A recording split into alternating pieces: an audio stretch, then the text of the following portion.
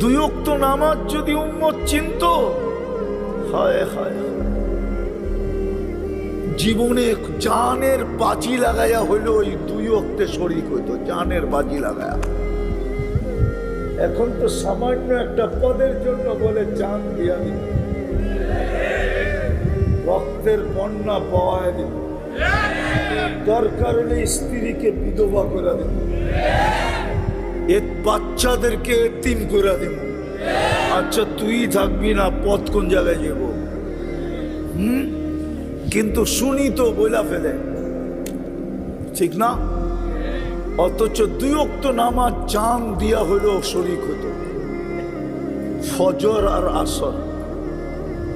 আল্লাহর রাসূল বলেন, মান সাল্লাল বারদাইন দাখালাল জান্নাহ।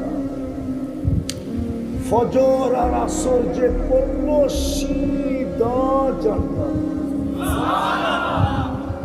এই দুই ওয়াক্তের নামাজ হলো জান্নাতের গ্যারান্টি।